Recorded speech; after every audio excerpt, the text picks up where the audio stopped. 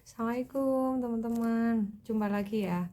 Jadi saya mau menjawab beberapa pertanyaan yang mungkin banyak muncul ketika saya live TikTok ataupun DM saya ataupun WA saya.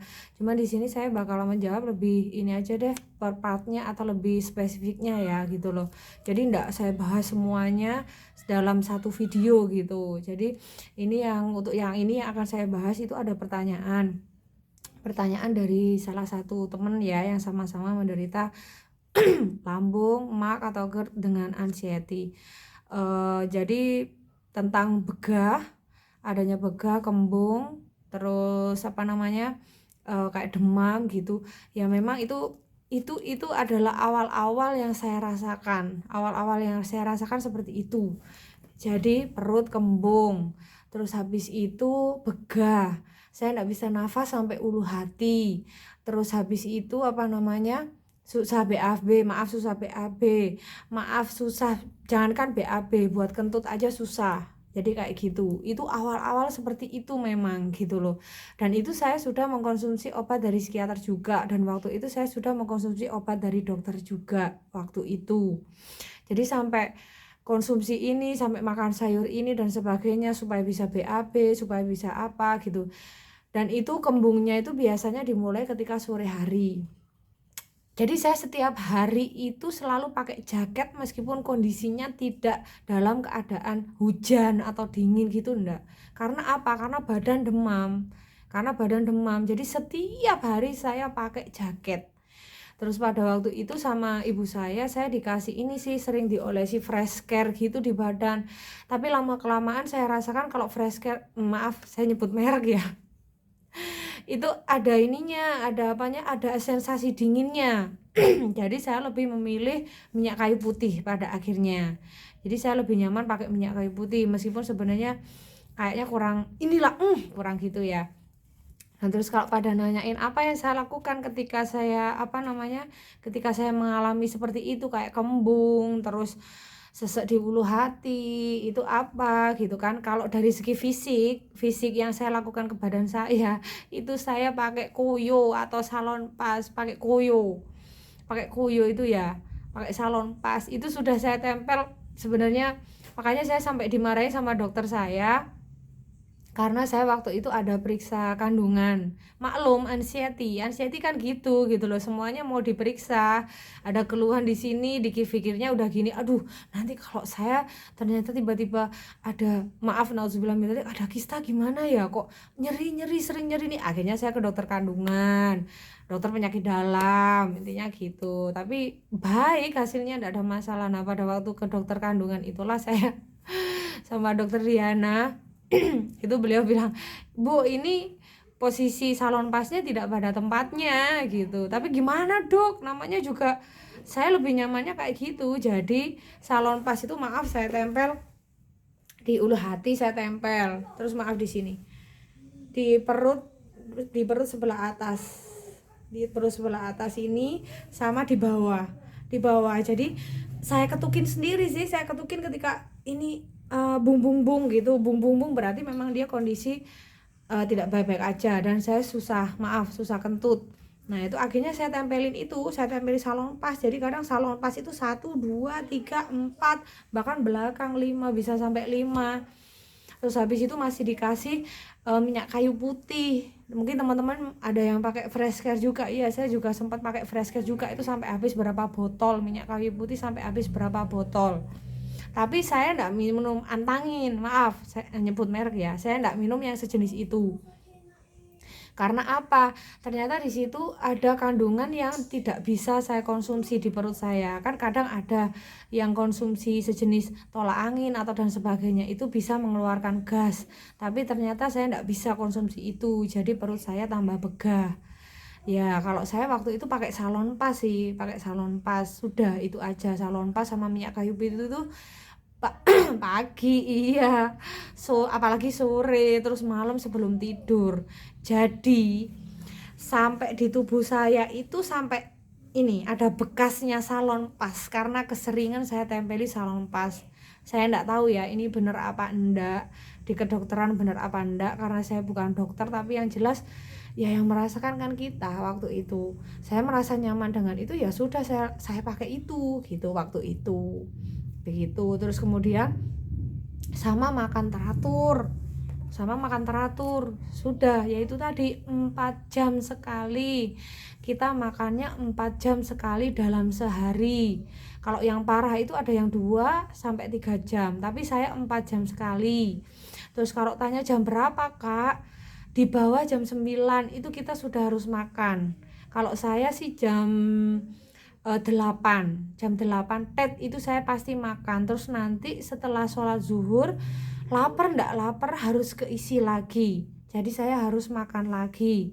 Terus habis itu nanti sore lapar ndak lapar ya harus saya isi lagi. Kadang sampai gini, sampai capek, aduh makan lagi, tapi gimana, saya kan pengen sembuh ya kan. Dan itu kuncinya makan teratur.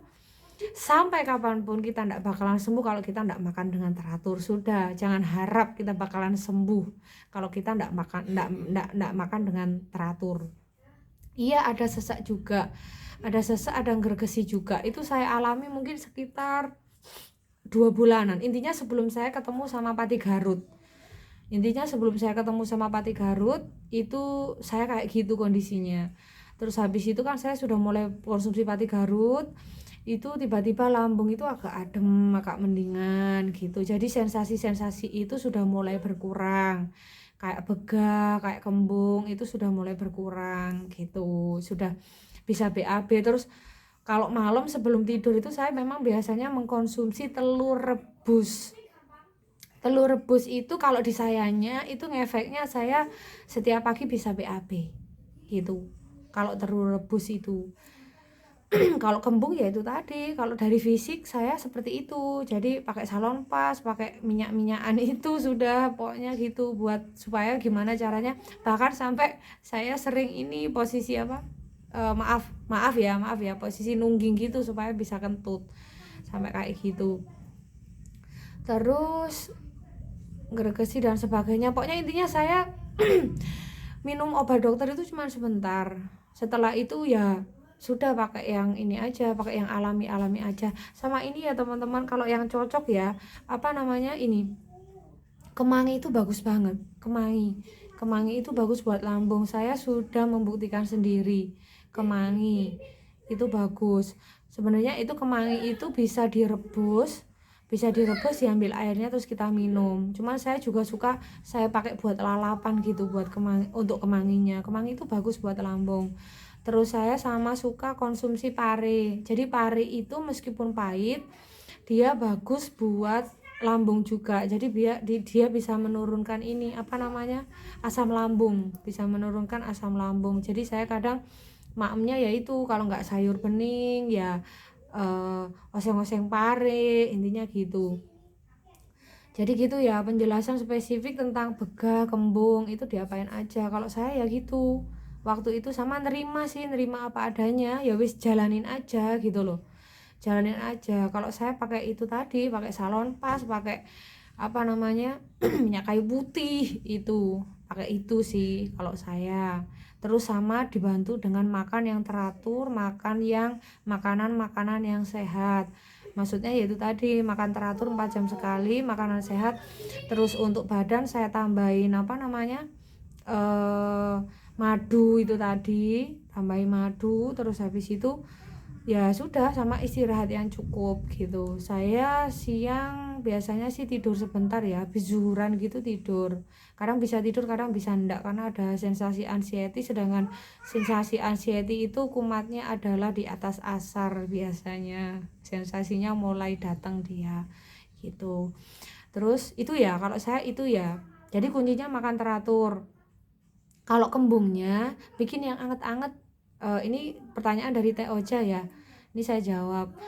Banyak sebenarnya pertanyaannya, cuma saya memang pengen ada benarnya juga sih, gimana kalau bikin yang lebih spesifik aja. Jadi sekarang bahas apa, terus besok bahas yang sensasi yang mana gitu. Jadi enggak dalam karena yang kemarin dalam satu video saya bahas semuanya. Nah ini saya bahas yang pertama dulu, apa yang saya rasakan gitu kan ketika saya ke dokter. Jadi saya enggak bisa nafas sampai ulu hati.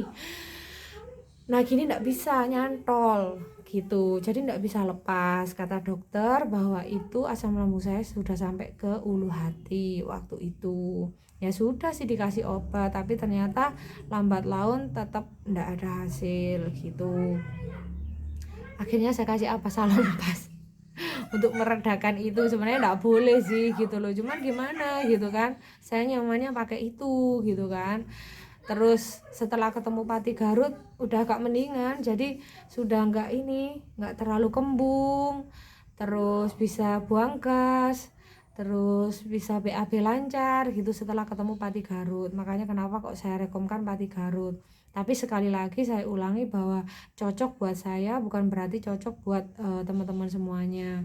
Terus kalau ada yang tanya apakah saya yang jual Pati Garut, ya bukan, saya enggak jual Pati Garut. Ya link yang saya kasih itu saya biasa belinya di situ gitu, maksudnya saya nggak jualan, saya cuma berbagi aja di sini gitu, berbagi yang dialami. Terus habis itu udah ya kalau saya gitu ya. Jadi semenjak ketemu Pati Garut itu sudah perut saya lebih adem, lebih ketata, kembung sudah mulai hilang gitu, begas sudah mulai hilang. Terus sampai pada akhirnya benar-benar bisa bernafas lega. Jadi memang kita harus pengen tahu nggak obat yang paling mujarab, maksudnya obat yang paling mujarab itu adalah jalur langit. Jadi memang benar-benar selain saya menjalaninya dengan sabar, memang berat sih ya kan, menghadapi semua itu berat banget, nggak gampang. Banyak yang bilang sama saya capek, sabar, itu ujian dari Allah, intinya gitu. Nanti pasti ada hadiah yang Allah berikan, hadiah indah yang Allah berikan gitu, yang enggak akan diberikan kepada orang lain. Sabar. Jadi memang susah menghadapi itu, tapi di saat sakit jadi kita lebih mendekatkan diri kepada Allah. Jadi minta keajaiban dari Allah untuk menyembuhkan kita, itu yang paling utama. Kalau saya gitu. Jadi seakan-akan saya ya mintanya agak getol gitu loh, agak getol. Kalau ibaratnya agak getol dari biasanya lah gitu loh. Gimana caranya kita benar-benar minta kesembuhan sama Allah, intinya gitu. Ibadahnya mungkin yang biasanya standar aja agak ditambahi gitu. Jadi memang Allah seakan-akan meminta kita untuk lebih dekat dengan Allah gitu. Enggak apa-apa, itu anugerah kok, itu anugerah. Dan saya sudah merasakan hadiah yang Allah berikan kepada saya, dan insya Allah hadiah itu akan ada lagi dan ada lagi yang akan Allah berikan kepada saya gitu. Jadi sebenarnya jalur langit itu juga sangat penting. Selain usaha dengan kesana atau ke dokter atau konsumsi ini atau apa, ibadah, berdoa itu adalah hal yang sangat-sangat penting sekali. Interaksi kita dengan Allah, bagaimana kita mengadu, bagaimana kita minta kesembuhan, itu yang paling utama kalau saya. Jadi waktu itu selain saya dilanda sakit, saya tetap optimis bahwa Allah akan menyembuhkan saya. Saya tetap beribadah dengan ini, hanya saya tidak bermaksud riak ya, tapi memang itu yang saya lakukan. Saya lebih sangat mendekatkan diri kepada Allah gitu loh. Dalam kondisi sakit, dalam kondisi sesak badan, saya kuat-kuatin buat bangun malam, mungkin tahajud, sholat tobat dan sebagainya. Intinya seperti itu. Jadi betapa yang bisa menyembuhkan kita, maksudnya selain kalau di dunia ini ya, maksud kalau di sini ya obat-obat apa, kalau saya Pati Garut dan sebagainya melalui perantara itu, tapi tetap semuanya atas ridho Allah, bahwa saya memang diberi kesembuhan. Nah minta aja sama Allah gitu loh. Kita mintanya yang agak maksa, enggak apa-apa. Jadi semua hal saya mintanya sama Allah gitu, intinya gitu. Sampai pada akhirnya tiba-tiba ya sembari dengan konsumsi Pati Garut sih. Terus jangan lupa kalau konsumsi apa-apa didoain ya teman-teman, jangan lupa didoain, termasuk makan, termasuk minum atau apapun itu didoain. Jadi benar-benar kita menganggap bahwa apa yang kita konsumsi itu adalah perantara kesembuhan dari Allah, intinya gitu. Kalau kembung ya itu tadi saya bikin ini air panas diminum, itu agak lega. air panas diminum. Tapi semenjak ketemu pati Garut sudah, saya cukup dengan pati Garut itu aja, karena saya mengonsumsi pati Garutnya kan agak panas-panas gitu, jadi nanti di perut itu berasa nyaman gitu. Banyak kok teman-teman kemarin pada waktu saya live TikTok ternyata sudah membuktikan kalau memang pati Garut itu enak di perut. Nah sekarang tinggal kesabarannya aja konsumsi pati Garut, karena pati Garut tidak bisa dikonsumsi 1-2 hari atau seminggu terus kita langsung sembuh gitu, tidak bisa. Jadi saya konsumsi pati Garut itu juga mungkin sekitar 5 bulanan. Saya sabari aja. Jadi kita harus menerima sakit yang diberi oleh Allah, harus ikhlas, yakin pasti ada hikmahnya, ada hadiah yang bakalan Allah siapkan untuk kita kalau kita benar-benar bisa dengan ikhlas, dengan sabar menjalaninya. Saya kayak gitu, memang saya kayak gitu. Terus kemudian ada yang bilang ini masih dari Teh Oja, BB-nya turun karena nggak boleh makan ini dan itu. Kalau saya Teh, ini buat teman-teman juga ya, kalau saya tidak berusaha untuk nyiri ya, bahasa lainnya kan kita sirian ya, ndak berani makan itu lagi. Sebentar ya, ada iklan lewat lagi ini, padahal kondisinya mau asar loh. Saya sambil nunggu asar ini bikin video, sambil nunggu asaran bikin video buat teman-teman. Jadi kalau saya makannya itu awal-awal itu lebih sering sayur bening, yaitu tadi sayur bening sama oseng-oseng pare. Kalau masalah goreng-gorengan, misalnya ikan goreng, tahu goreng, tempe goreng, itu saya makan dan tidak ada masalah. Jadi intinya gini, bahwa kalau bisa sebentar, kalau bisa jangan ada pantangan apapun, kita jangan takut makan apapun. Aduh, sekarang pesawatnya yang lewat, barusan iklannya lewat, sekarang pesawatnya lewat.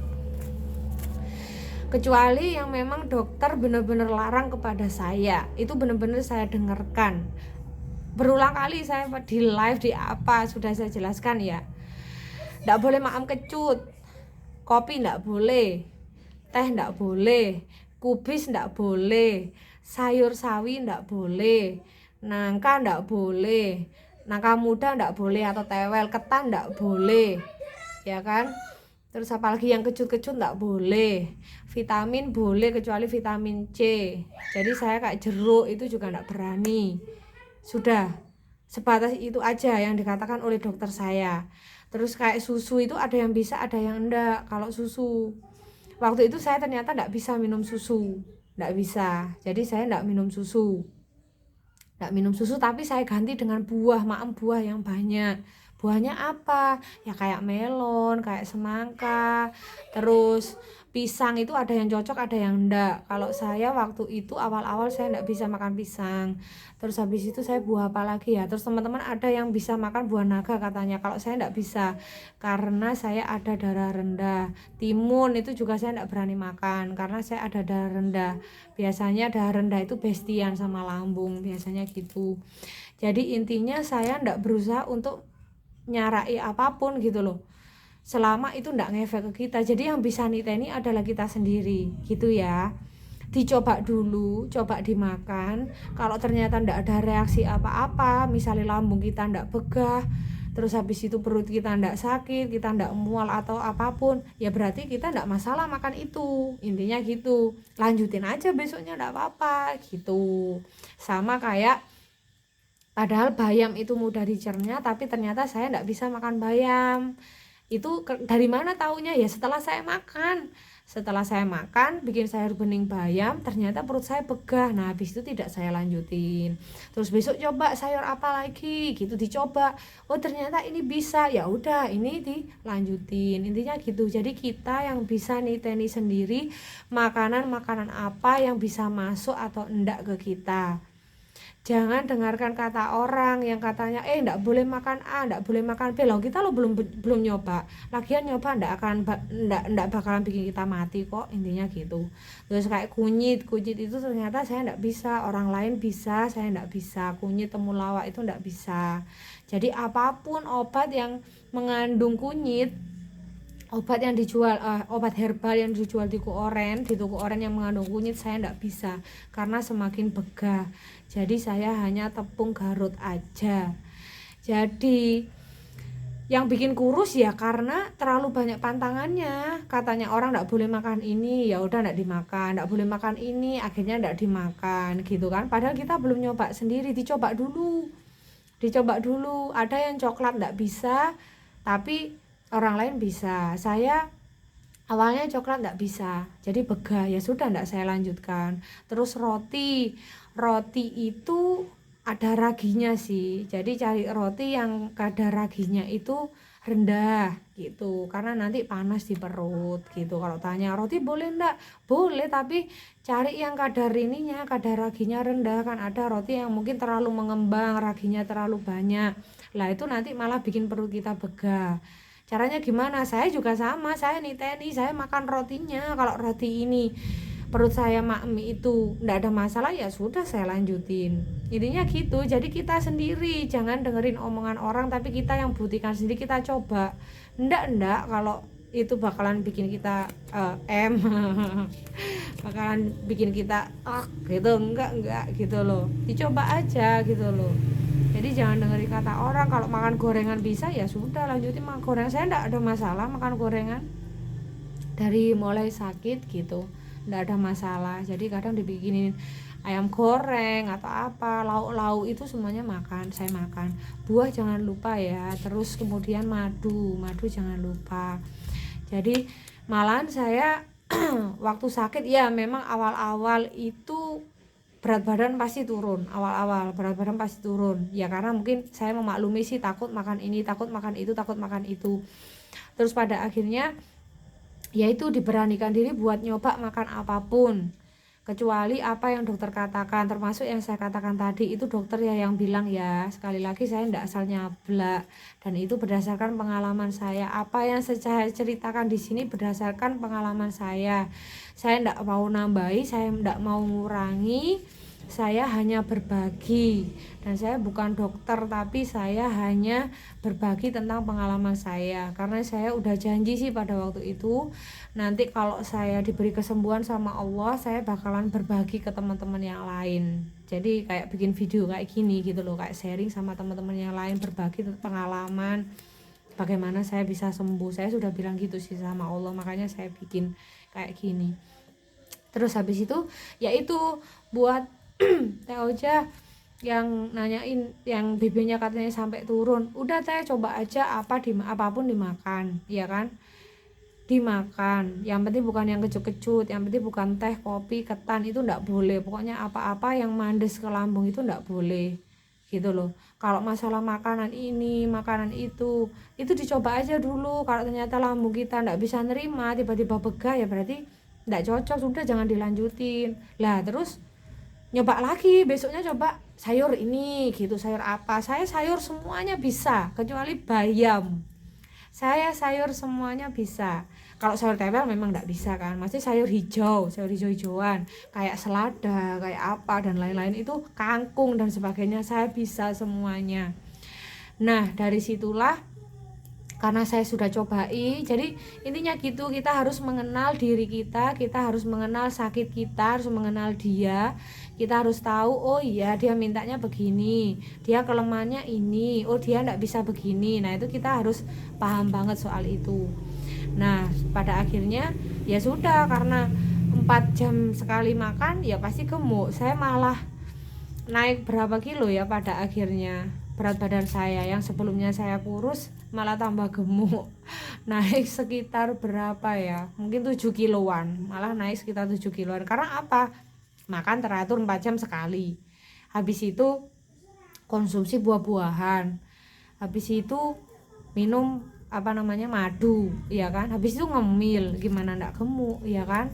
Jadi jangan coba ini deh, maksudnya kalau soal sirian itu kita coba dulu, kita coba sendiri dulu, karena yang katanya orang gini belum tentu di kita juga kayak gitu. Intinya gitu, coba dulu deh gitu deh, coba dulu. Kalau ternyata bekah ya udah hentikan, kalau ternyata bikin sakit ya udah hentikan, besok ganti coba sayur yang lain. Intinya gitu. Jadi saya apa aja masuk sih teh gitu. Jadi saya ndak berusaha untuk syirian apapun kecuali yaitu tadi yang dilarang sama dokter. Gitu ya. Mungkin itu sudah cukup ya, sudah cukup menjawab ya. Menjawab ini dari satu orang masihan pertanyaannya. Nanti saya bakalan coba menjawab lagi, ada lagi pertanyaan lagi tentang sensasi yang saya rasakan dari awal. Nah itu nanti bakalan saya bikinkan video lagi ya, biar nggak terlalu panjang ya. Nah semoga penjelasan saya ini sudah cukup membantu. Kalau memang ada yang perlu ditanyain, silakan ditanyakan di kolom komen, nanti bakalan coba saya jawab gitu ya, saya bikinkan videonya ya. Terus kemudian saya memang lebih sering live di TikTok, dan lagi juga saya mohon maaf kalau mungkin saya kadang ada WA ataupun DM di ke saya itu saya lemot jawabnya ya, karena saya punya aktivitas, saya punya kesibukan gitu ya. Jadi saya enggak bisa intinya pegang HP terus, saya enggak bisa pegang HP terus. Jadi mohon maaf kalau jawabnya juga lemot-lemot gitu kan, karena ya itu tadi saya ada pekerjaan, terus kemudian saya juga ada anak, jadi kadang kalau mereka sudah waktunya pulang sekolah, waktu saya buat mereka. Terus kemudian saya juga selalu memberikan waktu pada diri saya untuk istirahat, jadi tidur siang itu harus, intinya gitu. Jadi mohon maaf sekali kalau kadang jawabnya lemot-lemot, lama-lama terus belum direspon gitu. Tapi nanti pasti kok saya respon, pasti nanti saya jawab.